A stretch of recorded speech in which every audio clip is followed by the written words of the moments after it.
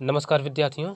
आज हम जो यूपी बोर्ड अंक सुधार परीक्षा जो 2021 में हुई है हाई स्कूल की, उसका जो पहला सेट है हल करवा रहे थे। इसके सवाल नंबर 2 तक हम पूरे के पूरे बता चुके हैं। आज शुरू करेंगे सवाल नंबर 3 से, और ये सवाल कैसे हल करना है पूरा का पूरा प्रक्रिया बताई जा रही है।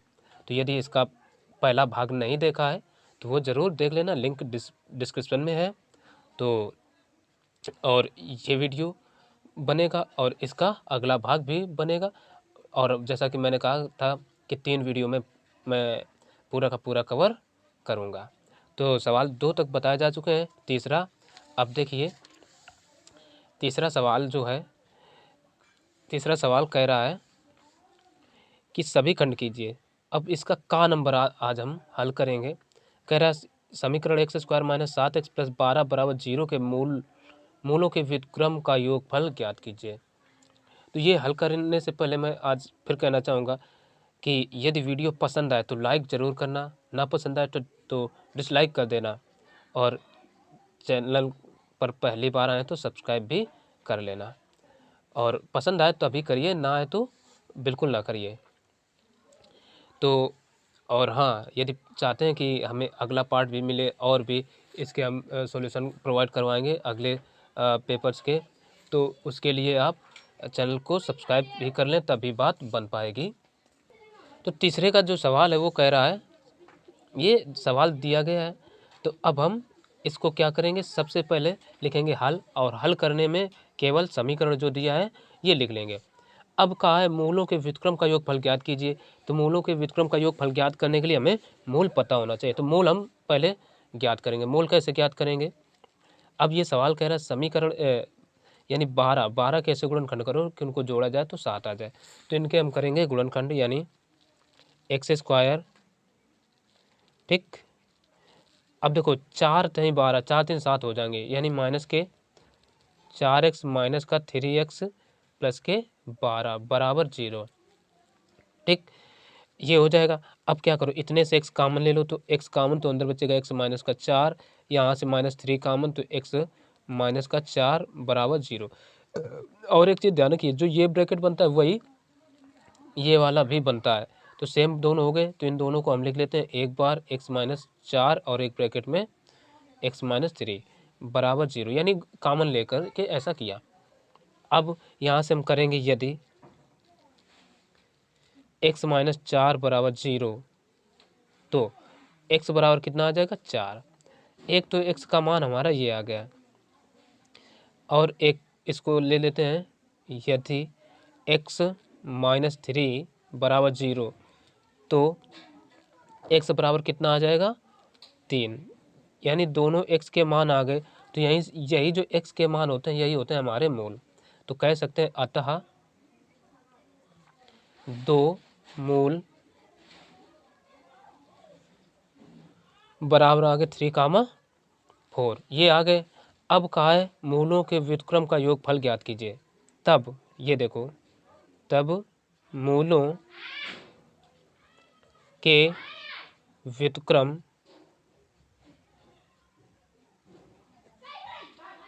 का योग, मूलों के व्युत्क्रम का योग, यानी मूल होता है, यानी व्युत्क्रम होता है उल्टा। जैसे ये 3/1 होगा तो ये हो जाएगा 1/3, ठीक है।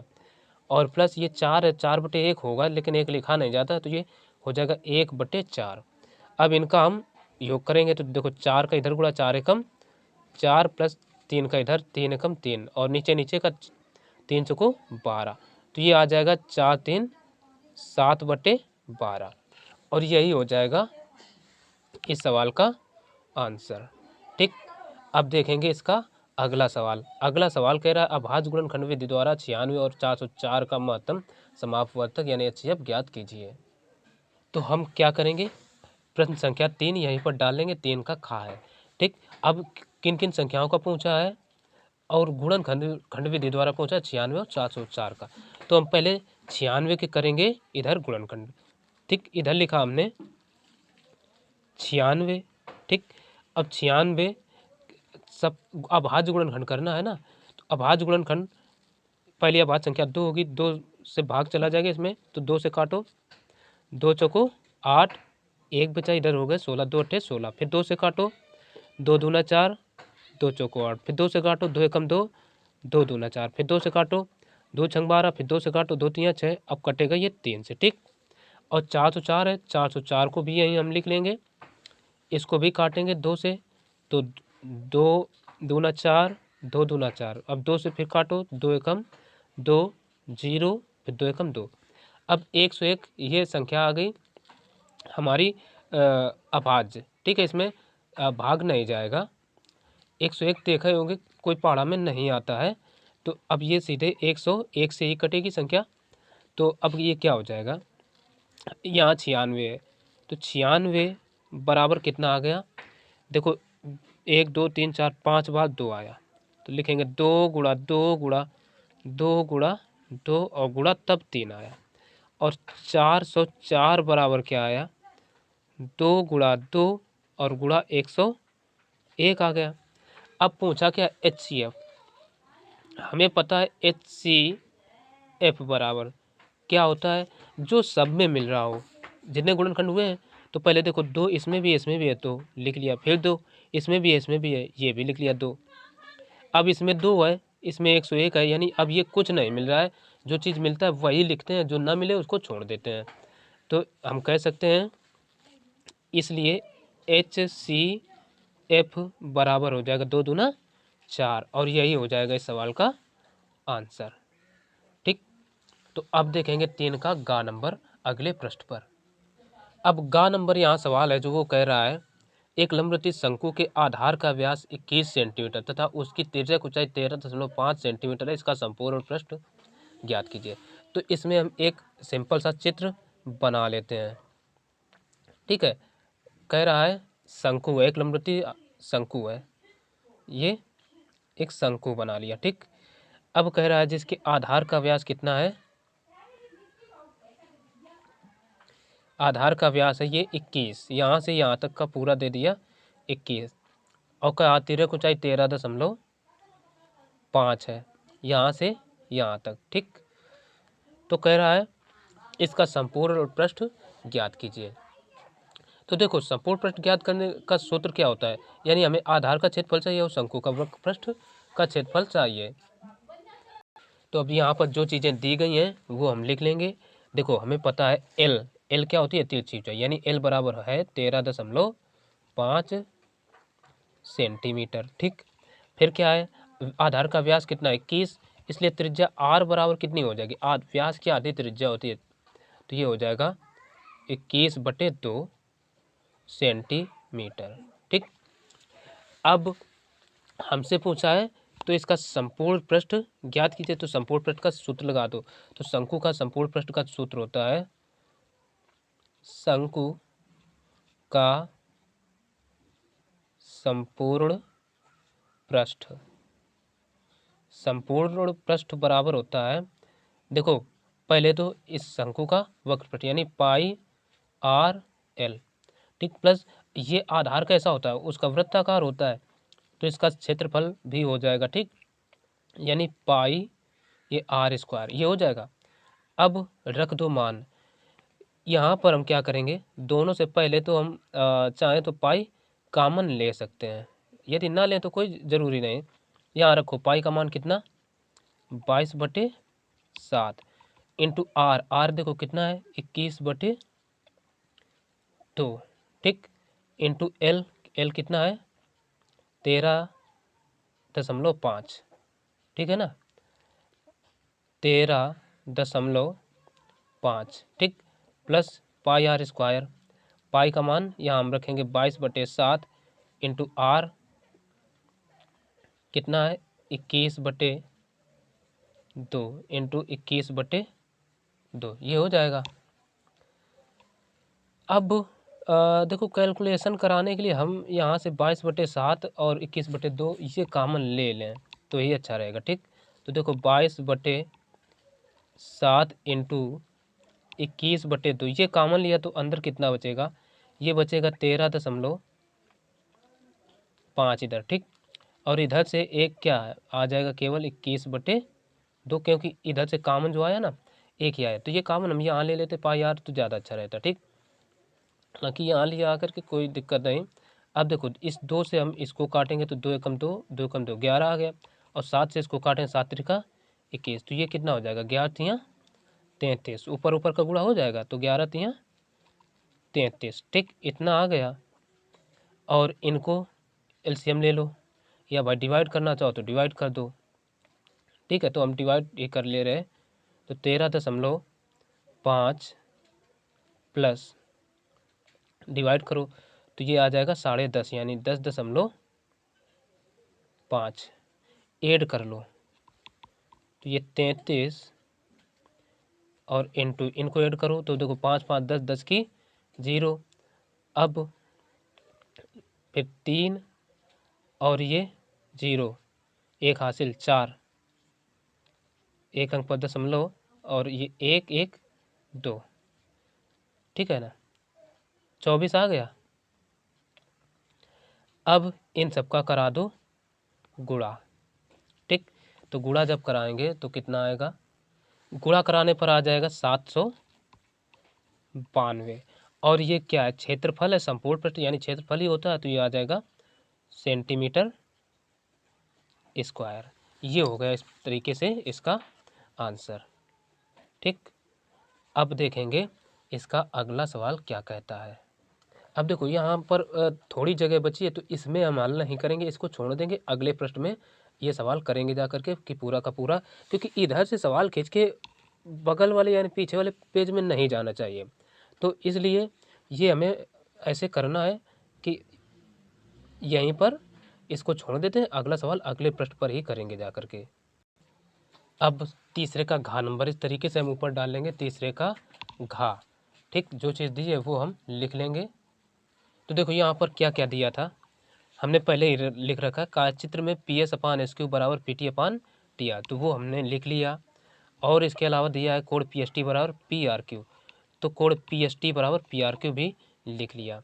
फिर कह रहा है सिद्ध कीजिए कि त्रिभुज पी क्यू आर एक समद्विबाहु त्रिभुज है। ठीक, तो अब देखो सबसे पहले पी एस अपान एस क्यू ये कहाँ होगा, ये हम चित्र से समझ लेते हैं। यहाँ से देखो ये पी एस अपान एस क्यू ये है, और बराबर P T upon T R ये दिया है, और कोण ये देखो पी एस टी, ठीक, पी एस टी बराबर है पी आर क्यू के, ये कोण बराबर दे रखे हैं, तो ये चीज़ हमने लिख ली। अब सिद्ध करना एक त्रिभुज ये न पी क्यू आर एक समद्विबाहु त्रिभुज है, तो चलो अब हम हल करते हैं, तो हल हेडिंग डाल लेना है इस तरीके से। अब हल में क्या करेंगे, जो चीज़ हमें ये दे रखी है पी एस अपान एस क्यू, इसी को ले लेते हैं। दिया है पी एस अपान एस क्यू बराबर P T upon T R, इतना हो गया, ये दिया है। तो अब देखो जब ये दिया है, यानी देखो पी एस अपान एस क्यू बराबर P T upon T R, तो इससे क्या बात होगी, तो यहाँ थेल्स प्रमेय का विलोम लग जाएगा। थेल्स प्रमेय के विलोम से क्या, ये रेखा और ये आपस में हो जाएंगी समांतर, तो हम लिख देते हैं थेल्स प्रमेय के विलोम से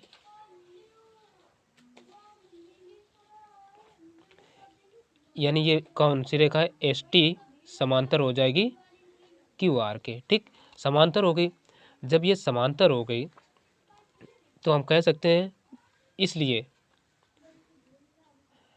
भाई ये और ये कोण कैसे हो जाएंगे बराबर, और ये बराबर हो जाएंगे। ठीक, समांतर हो गई। अब हम ले लेते हैं त्रिभुज पी एस टी, यानी अब इन दोनों त्रिभुजों को समरूप सिद्ध करना है। ठीक है, तो बस यही त्रिभुज ले लेंगे, त्रिभुज पी एस टी व त्रिभुज ये देखो पी क्यू आर में। ठीक, तभी समद्विबाहु हम सिद्ध करेंगे। तो अब देखो इसमें हमें क्या पता है, कोण पी एस टी, कोण पी एस टी, यहाँ से देखो कोण पी एस टी बन रहा है, ये बराबर हो जाएगा कोण पी क्यू आर के, कोण पी क्यू आर के। ठीक है ना, ये क्यों होगा, कारण दे देंगे, संगत कोण, संगत कोण हमेशा समान होते हैं। और ये देखो कोण पी टी एस, कोण पी टी एस ये बराबर हो जाएगा पी आर क्यू के, कोण पी आर क्यू के। ठीक, इसका भी कारण यही हो जाएगा, संगत कोण। और कोण P दोनों में कॉमन है, तो ये भी लिख लो भाई, कोण P बराबर कोण P, हिंदी में लिख देंगे उभयनिष्ठ। उभयनिष्ठ है ना। अब देखो, अब जब दोनों त्रिभुजों के तीनों कोण आपस में बराबर हो गए तो ये त्रिभुज कैसे होंगे, समरूप। ठीक, तो हम लिख सकते हैं इसलिए एंगल एंगल यानी ट्रिपल ए समरूपता से त्रिभुज कौन सा था, नीचे लिखे दे रहे हैं, त्रिभुज PST, ये समरूप हो जाएगा त्रिभुज PQR के। ठीक, ये समरूप हो गए। अब जब समरूप हो गए तो इनकी संगत भुजाओं का अनुपात भी क्या होगा, समानुपात में। ठीक है ना। तो हम कह सकते हैं, इसलिए इससे कंडीशन लागू होगी, इनकी संगत भुजा यानी PS अपान इसकी PQ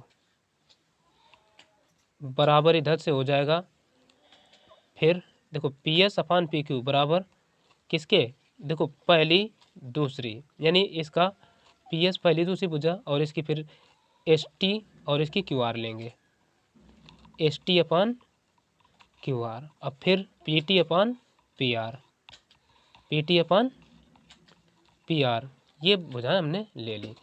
अब हमें बराबर किनको किनको करना है वो भुजाएं लिख लेते हैं। देखो, यानी हमें कौन कौन सी भुजाएं बराबर कर सकते हैं, PQ और PR को ये कर सकते हैं, क्योंकि इसी में ये कंडीशन दी गई है। तो इसलिए हम इसको थोड़ा ऐसे इंटरचेंज करके लिख लेंगे, PS अपान PQ बराबर PT अपान PR, इसको इक्वेशन 1 दे देते हैं। ठीक है, इतना दे दिया। अब यहाँ से एक काम और हम करेंगे। ठीक, ये देखो कोण, ये जो है PST बराबर हम सिद्ध कर चुके हैं PQR के, तो ये देखो कोण PST ये बराबर किसके हो चुका है, PQR के, कोण PQR के। ठीक है ना, ये देख चुके, ये बराबर है, ये हो गया समीकरण 1। एक नहीं, इसको 2 दे रहे हैं। ठीक, अब भाई ये क्यों बराबर, ये ऊपर हम सिद्ध कर चुके हैं संगत कोण से। ठीक, अब कारण देना चाहो तो दे दो। ठीक, और यही कोण जो है PST और किसके बराबर है, PRQ के, ये हमें दे रखा है, PST बराबर कोण PST बराबर है कोण PRQ के। इसको हम इक्वेशन 3 दे दें, ये कारण हो जाएगा संगत कोण और ये हो जाएगा दिया है। ठीक, दिया है ना। अब समीकरण 2 व 3 से देख लो भाई, समीकरण 2 व 3 से क्या पता चलेगा कि ये दायां पक्ष आपस में नहीं, बायां पक्ष आपस में बराबर है, तो ये दोनों कोण बराबर हो जाएंगे। कोण PQR बराबर हो जाएगा कोण PRQ के। जब ये बराबर हो गए तो हमें पता है कि बराबर कोणों की संगत भुजाएं बराबर होती हैं, तो इसलिए हम लिख सकते हैं, देखो PQR की संगत भुजा क्या है, PQR की संगत भुजा है PR, और इसकी PRQ की संगत भुजा है PQ। कारण दे देंगे बराबर कोणों की संगत सम्मुख भुजाएं हैं, तो ये हमें कारण इस प्रकार से लिख देना, बराबर कोणों की सम्मुख भुजाएं बराबर होती हैं बस, अतः PQR एक समद्विबाहु त्रिभुज है। यही हमें प्रूव करना था, हो गया प्रूव्ड। ठीक, अब देखेंगे अगला सवाल। अब देखो प्रश्न 4 का हम का देखेंगे। प्रश्न का 4 का कह रहा है, यदि cos a बराबर √3/2 हो तो sin 2a का मान ज्ञात कीजिए। ठीक, तो अगले पन्ने पर हम इस तरीके से लिखेंगे प्रश्न 4 का, और हमें जो दिया है cos a बराबर √3/2 और मान ज्ञात करना है यहाँ से sin 2a का। ठीक, तो यहाँ से पहले हम a का मान निकाल लें, तो यहाँ से cos a बराबर, अब सारणी में देखो ये cos में किसका मान होता है, cos 30 का मान होता है ये, तो इसको हम लिख सकते हैं cos 30। cos से cos कैंसिल, तो यहाँ a बराबर आ जाएगा 30 अंश। ठीक, तो तब हम क्या करें, तब sin 2a बराबर कितना आ जाएगा, a का मान हमें 30 पता है, तो लिख देंगे sin 2 इंटू 30, तो ये बराबर हो जाएगा sin 60, और sin 60 का मान होता है √3/2। ये आंसर आ गया। ठीक, यही हम काले पेन से लिख देंगे आंसर। ठीक, अब देखो इतनी जगह बची है, तो अगला प्रश्न हम यहीं पर स्टार्ट कर देंगे और यहाँ पर लिखेंगे प्रश्न 4 का खा, इस तरीके से लिख देंगे। ठीक, अब 4 का खा का क्या कह रहा है, दर्शाइए कि √3 एक अपरिमेय संख्या है, तो हम यहाँ पर लिखेंगे हल। ठीक, प्रश्न ऊपर डाल देना है और हल यहाँ से करना है। तो यहाँ पर हम क्या कहेंगे, माना जो एक अपरिमेय करना है तो हम परिमेय मानेंगे इसको। 3√2 एक परिमेय संख्या है। ठीक है ना, परिमेय संख्या है। जब ये परिमेय है तो ये क्या हो जाएगा, इसलिए इसको हम लिख सकते हैं 3√2 बराबर p/q, ये हो जाएगा। अब ये चीज़ हमें ब्रैकेट में ऐसे दर्शा देना है, जहाँ p व q सहभाज्य पूर्णांक है व q is not equal to 0, ये लिखना है। ठीक, तो क्योंकि परिमेय संख्याओं को हम p/q के रूप में लिखते हैं, तब ये क्या हो जाएगा, यहाँ से 3 को इधर गुणा करा दो तो क्या बचेगा, इधर √2 बराबर आ जाएगा p/3q। ठीक, इतना आ गया। अब एक कंडीशन देखो, यहाँ ये जो √2 अपरिमेय संख्या है और ये परिमेय है, परिमेय और अपरिमेय बराबर हो नहीं सकते, तो हम लिख सकते हैं जो कि एक विरोधाभास है।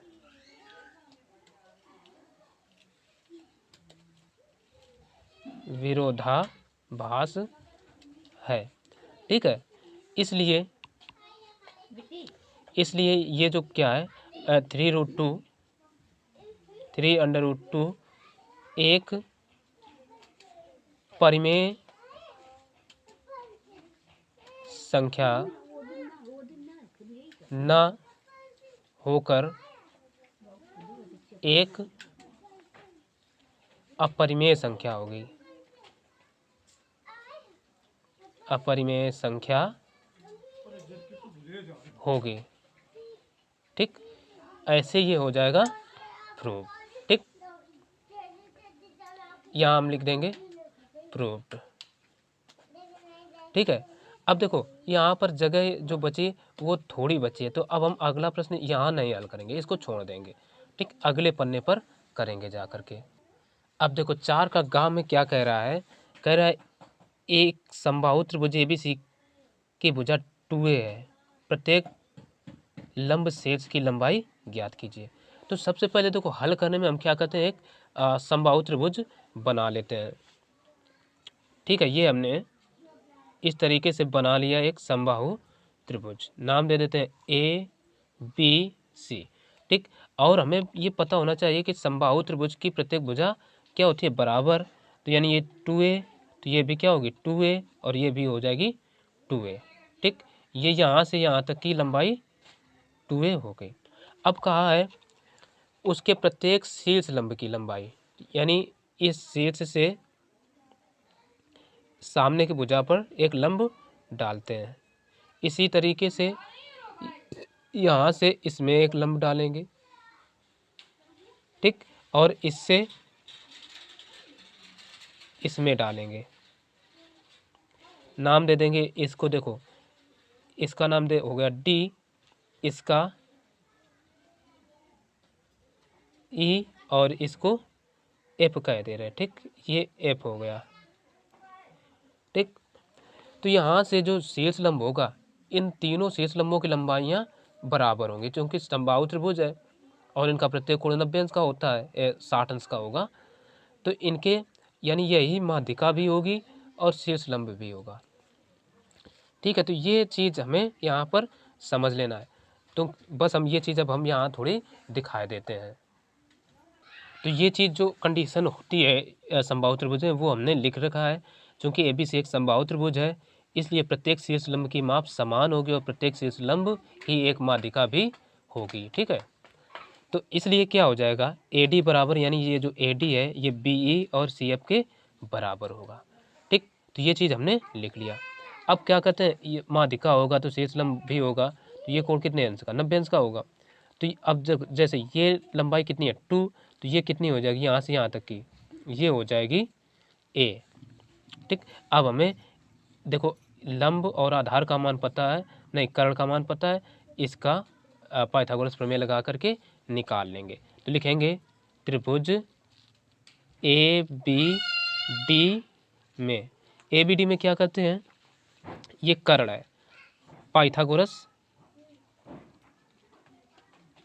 प्रमेय लगाते हैं। पाइथागोरस प्रमेय से, पाइथागोरस प्रमेय क्या होती है, कर्ण का वर्ग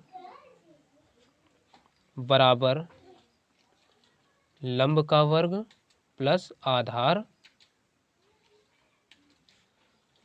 इसका वर्ग। ठीक। तो अब यहाँ पर देखो कर्ण कौन सी भुजा, 90 अंश के सामने की भुजा होती है कर्ण। तो ये हो जाएगा 2A दिए हैं तो 2A का स्क्वायर बराबर लंब क्या है, ज्ञात ही करना है, यानी AD का स्क्वायर प्लस आधार क्या है BD, तो ये है A स्क्वायर। अब देखो 2 का वर्ग कितना होगा, 4A स्क्वायर बराबर AD square plus A square. A square को इधर भेज दो तो 4A स्क्वायर माइनस A इधर आएगा, तो ये हो जाएगा माइनस का, यानी A स्क्वायर बराबर AD स्क्वायर। तो यहाँ से सीधा करके लिख लेते हैं, AD स्क्वायर बराबर कितना आ जाएगा 3A स्क्वायर।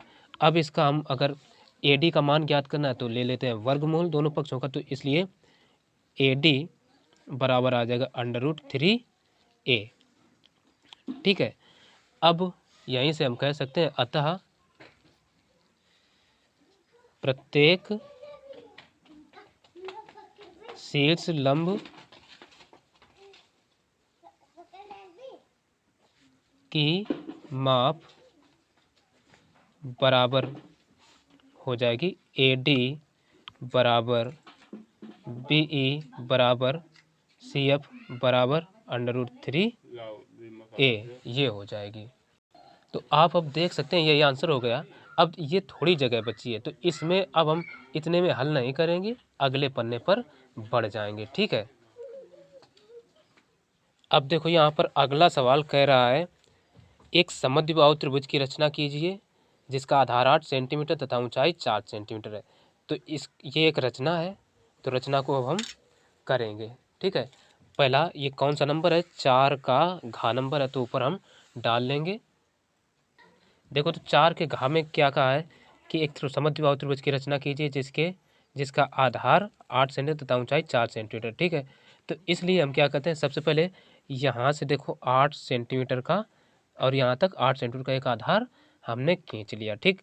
अब कहा है जिसकी ऊंचाई 4 सेंटीमीटर, ऊंचाई अब हम एग्जैक्टली कैसे खींच दें, तो इसके लिए हम क्या करते हैं, ये देखो प्रकार है, प्रकार को इस सिरे पर रखेंगे।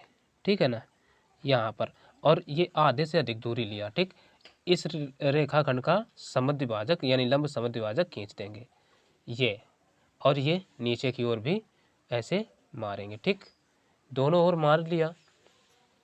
ठीक है। यदि नज़र ना रहा हो तो ये देख सकते हैं, दोनों ओर मारा, फिर इसी को उठाया और यहाँ पर प्रकार की नोक रखी इधर। ठीक। ये खींचा और ये इस तरीके से हमने दोनों ओर बना लिया। अब ये चाप जहाँ पर आपस में काट रहे हैं तो उनको हम क्या करेंगे, आपस में मिला देते हैं। देखो यहाँ पर हमने ऐसे पटरी रखी। ठीक। दिख रहा होगा इस तरीके से, और यहाँ से अब देखो नीचे नहीं मिलाएंगे क्योंकि ऊपर ही एक ही समद्विबाहु त्रिभुज बनाना है और ये तो हमने रचना की है, तो ऐसे हम इसको यहीं तक मिलाएंगे केवल। ठीक। यहीं तक मिलाएंगे, इतना ये खिंच गया। अब इससे क्या करेंगे, ये भी है, हम इसको ऐसे मिला देंगे, इसको इससे और इसको फिर इधर मिला देंगे, ये ऐसे, यहाँ से इसको भी मिला दिया और यही अब हमारा बन गया समद्विबाहु त्रिभुज। अब इसको पूरे को हम नाम दे देंगे, यहाँ से ये 8 और ये हो जाएगा 4 सेंटीमीटर। ठीक, इसको नाम बिंदु दे दो, इस रेखाखंड को क्या कहें, बी, इसको सी और इसको नाम दे देते हैं ए। हालांकि अब ये जो लाइन थोड़ी ऊपर गई है, इसको चाहो तो मिटा दो, ना चाहो तो बनी रहने सकते। तो इस तरीके से ये पूरा का पूरा हमारा ये घा नंबर कंप्लीट होता है। और अब जगह कम है, अगला प्रश्न इसमें नहीं करेंगे, अगला प्रश्न अगले पृष्ठ पर हम करेंगे। तो जगह बचे तो कर सकते हैं, जगह ना बचे, थोड़ी बचे तो उस पर ना करें तो ज़्यादा अच्छा होगा। तो अब देखेंगे 5वां नंबर सवाल। अब देखो 5 का क्या कह रहा है, 2 क्रमागत धनात्मक पूर्णांक ज्ञात कीजिए जिनके वर्गों का योग 365 है, यानी धनात्मक पूर्णांक हमें ज्ञात करना है। तो यहाँ पर हम क्या करेंगे, हेडिंग लिख लेंगे हल। हल में हम मान लेंगे, माना 2 धनात्मक पूर्णांक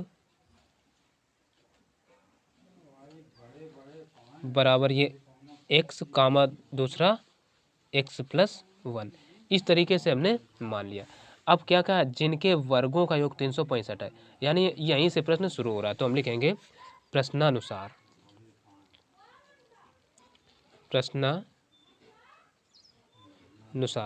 प्रश्नानुसार क्या करेंगे, देखो जिनके वर्गों का योग कितना है 365, तो संख्या हमारे पूर्णांक ये, इन्हीं के वर्गों का योग कितना 365 के बराबर होगा। तो हम लिख लेंगे एक्स स्क्वायर, ठीक, प्लस देखो एक्स का वर्ग प्लस एक्स प्लस 1 का वर्ग, यही तो होगा, एक्स प्लस 1 का वर्ग, ये कितने के बराबर है 365 के।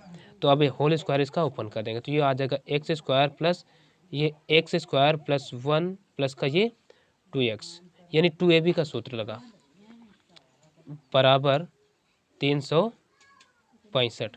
ठीक, अब देखो 1 1 2, ये हो गया 2x स्क्वायर प्लस, अब 2x को पहले लिख लो, 2x प्लस 1, 365 को इधर ले आओ तो माइनस का 365 बराबर कितना 0 के। अब क्या करो, 2x स्क्वायर प्लस का 2x, अब देखो एक में 365 बताओ तो बचेगा माइनस का 364 बराबर 0।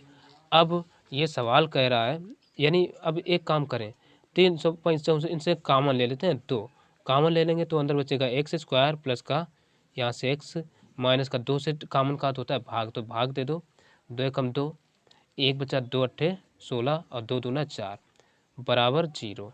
ठीक, ये इतना आ गया।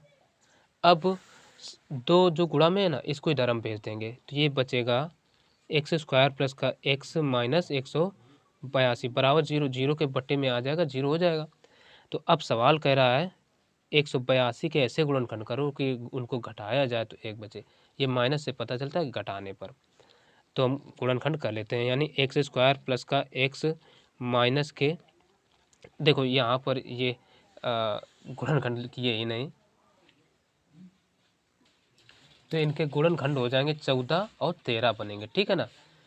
तो क्योंकि घटाने पर 1 बचे तो 14x माइनस का 13x और प्लस के बचना है, तो इस तरीके से ये हो जाएंगे गुणनखंड माइनस के 182 बराबर 0। ठीक, अब देखो, अब हम क्या करें, यहाँ प्लस है, प्लस रहेगा, इन दोनों पदों से हम क्या करें, x कॉमन मिलेगा तो x कॉमन ले लेते हैं, तो x कॉमन होगा तो आ जाएगा x प्लस का 14, यहाँ से माइनस 13 कॉमन लो, तो देखो माइनस 13 कॉमन लेंगे तो जो ब्रैकेट ये बना वही ये भी बनेगा, ठीक है, बशर्ते आपका गुणनखंड सही होना चाहिए।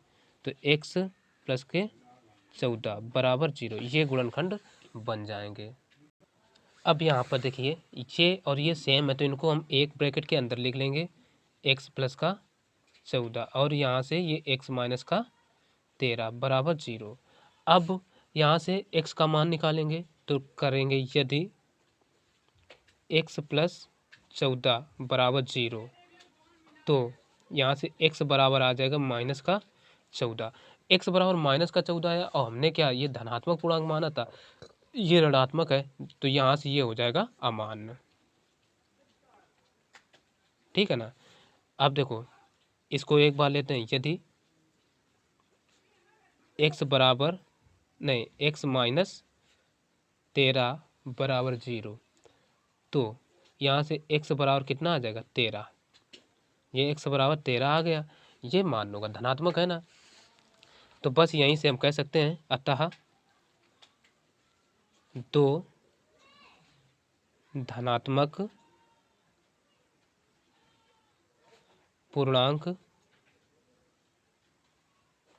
बराबर कौन से माने थे, हमने मान रखे थे x कामा x प्लस 1। तो x का मान कितना आया 13 कामा ये आया 13 प्लस 1 तो ये आ जाएगा 13 कामा 13 और 1 14। इस तरीके से यही हो जाएंगे हमारे इस सवाल के आंसर।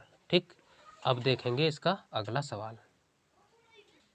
अब देखो सवाल जो 5 का खा है वो कह रहा है उस बिंदु के निर्देशांक ज्ञात कीजिए जो बिंदुओं -1 कामा 7 और 4 कामा -3 को मिलाने वाले रेखाखंड को 2:3 के अनुपात में विभाजित करता है। तो पहली बात यहाँ पर इस सवाल में समझने वाली, यहाँ अंता बाहता कहा नहीं है तो सूत्र हम हमेशा प्लस वाला ही लगाएंगे। यदि बाहता कहता तो प्लस माइनस वाला लगाते, यदि अंता कहे तो ना कहे तो प्लस वाला लगाना ही, ना भी कहे तो आपको सूत्र प्लस वाला ही लगाना है। ठीक, तो चलो इसको अब हम हल करते हैं। सबसे पहले एक रेखाखंड बना लेते हैं जिसका नाम दे देते हैं ए और बी। ठीक, ए के निर्देशांक क्या हो जाएंगे -1 कामा 7 -1 कामा 7 और बी के क्या हो जाएंगे 4 कामा -3। ठीक है ना। और यहाँ पर कोई बिंदु पी है, पी के निर्देशांक हमें ज्ञात करना है। ठीक, तो अब ये जो रेखाखंड है यानी ये जो बिंदु पी है इसको किस अनुपात में बांट रहा है 2:3 के, तो ये हो गया हमारा अनुपात 2 और ये हो गया 3। ठीक, अब हम यहाँ पर क्या करते हैं इनको ही मान लेते हैं, ये मान लेते हैं x1 ये y1। ठीक, ये x2 और ये y2, ये m और ये n। इस तरीके से हमें सब कुछ मान लेना है। तो सब मान लिया, तो अब सूत्र याद रखिए, किसी भी रेखा को m अनुपात n के अनुपात में विभाजित करने वाले बिंदु के निर्देशांक जो होते हैं वो सूत्र हमें लिख देना है।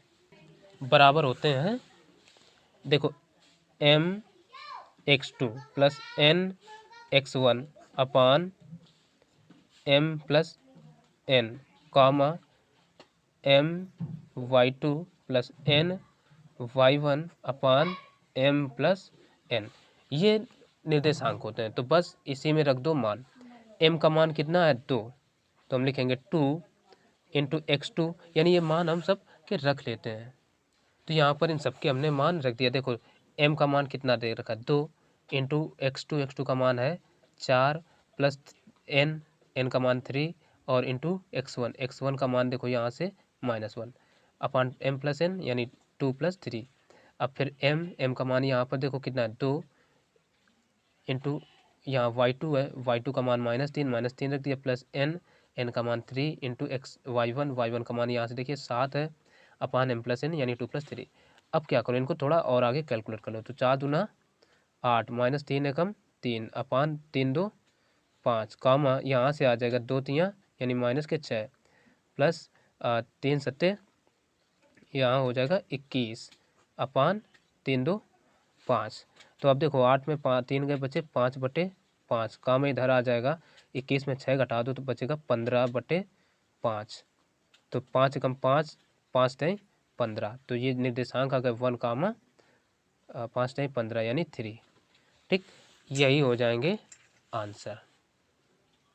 ठीक, तो बस इस वीडियो में इतना ही।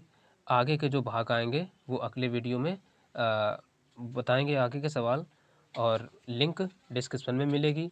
कोई क्वेरी हो, क्वेश्चन हो तो ज़रूर कमेंट करिए, हम उसका भी सॉल्यूशन प्रोवाइड करवाएंगे।